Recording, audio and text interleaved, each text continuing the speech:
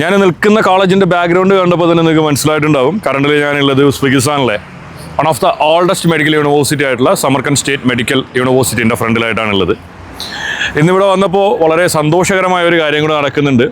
കറണ്ടിൽ ഈ വർഷം ഗ്രാജുവേറ്റ് ആവുന്ന സ്റ്റുഡൻസിന് വേണ്ടിയിട്ടുള്ള എന്ത് നടക്കുന്നുണ്ട്, ട്രയലൊക്കെ നടക്കുന്നുണ്ട്. അതായത് ഉസ്ബെക്കിസ്ഥാനെ സംബന്ധിച്ചിട്ടുള്ളൊരു സിസ്റ്റം എന്ന് പറഞ്ഞു കഴിഞ്ഞാൽ ഗ്രാജുവേറ്റ് ആവുന്നതിന് മുമ്പായിട്ട് ഒരു ഫോട്ടോ സെക്ഷനൊക്കെ അവർ നടത്താറുണ്ട്. കറണ്ടിൽ ഇപ്പം നടക്കുന്ന അവരുടെ ഫോട്ടോ സെക്ഷനാണ്, മനസ്സിലായോ? ഗ്രാജുവേറ്റ് ആവുന്നതിൻ്റെ അന്ന് അവർക്ക് കൊടുക്കാനുള്ള ആൽബംസിലൊക്കെ സൂക്ഷിക്കാനായിട്ടുള്ള ഫോട്ടോ സെക്ഷൻസാണ് ഇപ്പോൾ നടന്നുകൊണ്ടിരിക്കുന്നത്.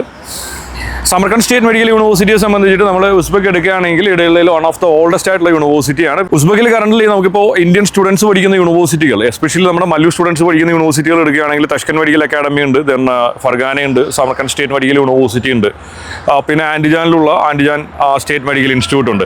ഈ ഒരു 4 കോളേജുകളിലാണ് മലയാളി സ്റ്റുഡൻസ് കുറച്ച് കൂടുതലായിട്ട് പഠിക്കുന്നത്. ഇതിൻ്റെ മെയിനായിട്ടുള്ള റീസൺ എന്ന് പറഞ്ഞു കഴിഞ്ഞാൽ കോളേജുകൾ എന്ന് പറഞ്ഞു കഴിഞ്ഞാൽ വളരെ ക്വാളിറ്റിയുള്ള ഇൻസ്റ്റിറ്റ്യൂട്ടുകളാണ്. നമ്മുടെ ഈ ഒരു കോളേജ് സിറ്റുവേറ്റ് ചെയ്തിരിക്കുന്നത് നോക്കുന്നതെന്ന് പറഞ്ഞു കഴിഞ്ഞാൽ നമ്മുടെ സമർക്കണ്ട് എന്ന് പറയുന്ന സിറ്റിയുടെ ഒരു സെൻട്രൽ പോർഷൻ എന്ന് പറയാനായിട്ട് പറ്റും. സിറ്റിയുടെ ഒരു സെൻട്രൽ പോർഷനിലായിട്ട് തന്നെയാണ് ഈ ഒരു കോളേജ് വരുന്നത്.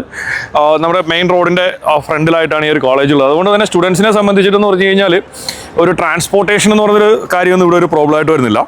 ഉസ്ബെക്കിസ്ഥാനെ സംബന്ധിച്ചിട്ട് ഇവിടെ വിദ്യാർത്ഥികൾക്ക് സ്റ്റുഡൻറ് കാർഡ് കിട്ടും. ആ സ്റ്റുഡൻറ് കാർഡ് ഉപയോഗിച്ചുകൊണ്ട് 3000 സോം, അതായത് 3000 സോം എന്ന് പറയുമ്പോൾ ഇന്ത്യൻ മണി ഏകദേശം ഒരു 15 റുപ്യൊക്കെ എന്ത് ചെയ്യാൻ പറ്റും, അവർക്ക് ആ ഒരു സിറ്റി ഫുള്ളായിട്ട് തന്നെ എന്ത് ചെയ്യാൻ പറ്റും, പോയി പിന്നെ വിസിറ്റ് ചെയ്യാനായിട്ട് സാധിക്കും. ഓക്കെ, അപ്പോൾ ഈ ഒരു ഫെസിലിറ്റി നമുക്ക് സമർക്കണ്ടിലായാലും അല്ലെങ്കിൽ ഫർഗാനയിലായാലും ആൻഡിജാനായാലും തഷ്കൻഡായാലും എല്ലാ സിറ്റീസിലും ഈ ഒരു ഫെസിലിറ്റി നമുക്ക് അവൈലബിൾ ആണ്. സോ നമുക്കിപ്പോൾ ഉസ്ബെക്കിസ്ഥാനിലോട്ടുള്ള ഒരു ട്രാവലിംഗ് ഓപ്ഷൻ നോക്കുന്ന സമയത്ത് എന്ന് പറഞ്ഞു കഴിഞ്ഞാൽ മെയിനായിട്ട് നമുക്ക് 2 ഓപ്ഷൻസ് ആണുള്ളത്. നമുക്ക് ഡൽഹി വരാനായിട്ടുള്ള ഓപ്ഷൻ അവൈലബിൾ ആണ്. പിന്നെ രണ്ടാമത്തുള്ള ഒരു ഓപ്ഷൻ എന്ന് പറഞ്ഞു കഴിഞ്ഞാൽ മിഡിൽ ഈസ്റ്റ് വഴി ട്രാവൽ ചെയ്യുന്നതാണ്. മിഡിൽ ഈസ്റ്റ് വഴിയുള്ള ഓപ്ഷൻ എന്ന് പറഞ്ഞാൽ ഗൾഫ് കൺട്രീസ് വഴി, ഇപ്പോൾ UAE അല്ലെങ്കിൽ ദുബായ് പോലുള്ള കൺട്രി വരിക, അവിടെ നിന്ന് പിന്നെ ഇങ്ങോട്ട് വരിക എന്നാണ് ഒരു ഓപ്ഷൻ വരുന്നത്. ഇനി ഡെലിവറി വഴിയാണെങ്കിൽ നമുക്കിപ്പോൾ കറണ്ടിലി കേരളത്തിൽ നിന്ന് നമുക്ക് ഡയറക്റ്റ് ഫ്ലൈറ്റ് തന്നെ അവൈലബിൾ ആണ്.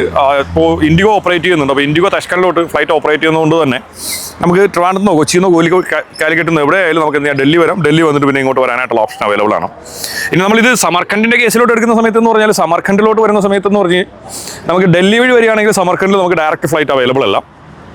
പിന്നെയുള്ള ഓപ്ഷൻ എന്ന് പറഞ്ഞു കഴിഞ്ഞാൽ ഗൾഫ് കൺട്രി മിഡിൽ ഈസ്റ്റ് വന്നിട്ട് വരിക എന്നാണ് പിന്നെയുള്ള ഓപ്ഷൻ ഉള്ളത്. ഇപ്പോൾ മിഡിൽ ഈസ്റ്റ് വന്നിട്ട് വന്നാലും നമുക്ക് എയർ അറേബ്യ അല്ലെങ്കിൽ ഫ്ലൈ ദുബായ് പോലുള്ള കമ്പനികൾ അല്ലെങ്കിൽ ഖത്തർ എയർവേസ് പോലുള്ള കമ്പനികളൊന്നും നമുക്ക് എന്ത് ചെയ്യുന്നില്ല, ഡയറക്റ്റ് ആയിട്ട് ഫ്ലൈറ്റ് ഓപ്പറേറ്റ് ചെയ്യുന്നില്ല. ദെൻ പിന്നെ വരുന്ന ഓപ്ഷൻ എന്ന് പറഞ്ഞു കഴിഞ്ഞാൽ നമുക്ക് ഇന്ത്യയിൽ നിന്ന് അവൈലബിൾ ആയിട്ടുള്ള ഏത് ഫ്ലൈറ്റ് ആണോ അത് നമ്മൾ മിഡിൽ ഈസ്റ്റിലോട്ട് വരിക. പിന്നെ പിന്നെ എടുക്കാനായിട്ട് പറ്റുന്നതെന്ന് പറഞ്ഞു കഴിഞ്ഞാൽ നമുക്ക് വിസയർ പോലുള്ള ഫ്ലൈറ്റുകൾ എന്ത് ചെയ്യുന്നുണ്ട്, സമർക്കണ്ടിലോട്ട് ഓപ്പറേറ്റ് ചെയ്യുന്നുണ്ട്. അപ്പോൾ അങ്ങനെ നമുക്ക് വരാനായിട്ട് സാധിക്കും. അപ്പം നമുക്ക് ഈ ഒരു 2 പാറ്റേൺസ് നമ്മളിപ്പോൾ നോക്കുന്ന സമയത്ത് കുറച്ചുകൂടെ ബെസ്റ്റ് ആയിട്ടുള്ള ഒരു ഓപ്ഷൻ എന്ന് പറഞ്ഞു കഴിഞ്ഞാൽ വയ ഡൽഹി വന്നിട്ട് സമർക്കണ്ടിലോട്ട് വരുന്നതായിരിക്കും കുറച്ച് ബെറ്റർ. പിന്നെ നമ്മൾ തഷ്കണ്ടിൽ വന്നിട്ട് ഇങ്ങോട്ട് വരാമെന്ന് പറഞ്ഞാൽ അറൗണ്ട് 3.5 to 4 hours ആണ് നമ്മുടെ ഒരു ടോട്ടൽ ട്രാവലിംഗ് ടൈമുള്ളത്. അപ്പോൾ ട്രാൻസ്പോർട്ടേഷൻ എന്നൊരു സംഭവത്തിന് അനുസരിച്ചിട്ട് നമുക്ക് വേറെ ടെൻഷനോ കാര്യങ്ങളൊന്നും വേണ്ട. പിന്നെ നമുക്ക് തഷ്കണ്ടിൽ നിന്ന് ഇങ്ങോട്ട് നമുക്ക് സ്പീഡ് ട്രെയിൻസ് അവൈലബിൾ ആണ്, അത് കൂടാണ്ട് നോർമൽ ട്രെയിൻസും അവൈലബിൾ ആണ്. സോ അതുകൊണ്ട് തന്നെ ഫാസ്റ്റായിട്ട് നമുക്ക് എന്ത് ചെയ്യാൻ പറ്റും, ട്രാവൽ ചെയ്ത് എത്താനായിട്ട് സാധിക്കും. സോ നമ്മുടെ ഒരു യൂണിവേഴ്സിറ്റിയുടെ സ്ട്രക്ചർ എന്ന് പറഞ്ഞു കഴിഞ്ഞാൽ നമ്മുടെ വളരെ നല്ല രീതിയിൽ ഭയങ്കര ബ്യൂട്ടിഫുൾ ആയിട്ടാണ് ഈ ഒരു യൂണിവേഴ്സിറ്റി എന്ത് ചെയ്തേക്കുന്നത്, ബിൽറ്റ് ചെയ്തേക്കുന്നത്. പിന്നെ മെയിനായിട്ടുള്ള ഒരു കാര്യം എന്ന് പറഞ്ഞാൽ നമ്മുടെ ഈ ഒരു കോളേജ് ഇരിക്കുന്നത് എന്ന് പറഞ്ഞാൽ സിറ്റി സെൻറ്റർ, സിറ്റിയുടെ ഒരു ഹൃദയ ഭാഗത്തായിട്ടാണ് ഈ ഒരു കോളേജ് വരുന്നത്. ഓക്കെ, പിന്നെ മെയിനായിട്ട് പിന്നെ വരുന്ന ഒരു കാര്യം എന്ന് പറഞ്ഞു കഴിഞ്ഞാൽ ഇപ്പോൾ ഇന്ത്യൻ സ്റ്റുഡൻസിനെ സംബന്ധിച്ചിട്ടുള്ള ഏറ്റവും വലിയൊരു കൺസേൺ ഇല്ലേ, ഇന്ത്യൻ സ്റ്റുഡൻസിനെ സംബന്ധിച്ചിട്ടുള്ള ഏറ്റവും വലിയൊരു കൺസേൺ എന്ന് പറയുന്നത് നമ്മുടെ ഈ ഒരു കോഴ്സ് ഇല്ലേ 2021 നാഷണൽ മെഡിക്കൽ കമ്മീഷൻ പറഞ്ഞിരിക്കുന്ന FMGL റെഗുലേഷൻ മീറ്റ് ചെയ്യുന്നുണ്ടോ എന്നുള്ളതാണ് ഏറ്റവും വലിയൊരു കൺസേൺ ആയിട്ട് കറണ്ട്ലി ഫ്രണ്ടിൽ നിൽക്കുന്നത്. അപ്പോൾ FMGL റെഗുലേഷൻ മീറ്റ് ചെയ്താൽ മാത്രമായിരിക്കും ഇനി എത്ര വലിയ യൂണിവേഴ്സിറ്റിയിൽ പോയി പഠിച്ചാലും സ്റ്റുഡൻറ്റുകൾ നാട്ടിൽ വന്നിട്ട് വർക്ക് ചെയ്യലോ അല്ലെങ്കിൽ നാട്ടിൽ വന്നിട്ട് പ്രാക്ടീസ് ചെയ്യലോ പോസിബിൾ ആവുകയുള്ളൂ. കറണ്ട്ലി 2022 ഡിസംബറിൽ നമ്മുടെ ഉസ്ബെക്കിസ്ഥാനിലുള്ള ഇന്ത്യൻ എംബസി ഓഫ് ഇന്ത്യ എന്ത് ചെയ്തിട്ടുണ്ട്, നമ്മുടെ ഉസ്ബെക്കിസ്ഥാനിലുള്ള MBBS course 6 years MBBS course national medical കമ്മീഷൻ്റെ എല്ലാ നോംസും പ്രോപ്പർലി മീറ്റ് ചെയ്യുന്നുണ്ട് എന്ന് പറഞ്ഞിട്ടുള്ളൊരു നോട്ടിഫിക്കേഷൻ പുറപ്പെടുവിച്ചിട്ടുണ്ട്. സോ ഒരു ഇന്ത്യൻ വിദ്യാർത്ഥിയെ സംബന്ധിച്ചിട്ട് കറണ്ട്ലി ഉസ്ബെക്കിസ്ഥാനിൽ വന്നിട്ട് നമ്മുടെ 5 year course plus 1 year internship എന്ന രീതിയിലുള്ള 6 years പ്രോഗ്രാം പഠിച്ചു കഴിഞ്ഞാൽ ആ ഒരു വിദ്യാർത്ഥിക്ക് തിരിച്ച് ഇന്ത്യയിൽ വന്നതിന് ശേഷം എന്ത് ചെയ്യാൻ പറ്റും, ഇന്ത്യൻ ഗവൺമെൻറ് നടത്തുന്ന ലൈസൻസിങ് എക്സാം എഴുതി പാസ്സായി ഇന്ത്യയിൽ വർക്ക് ചെയ്യാനായിട്ട് സാധിക്കും. സോ ആ ഒരു കാര്യത്തിനകത്ത് എന്ത് വേണ്ട, ഒരു വിദ്യാർത്ഥിയെ സംബന്ധിച്ചിട്ട് യാതൊരു തരത്തിലുള്ള ടെൻഷൻ്റെയും ആവശ്യം വരുന്നില്ല.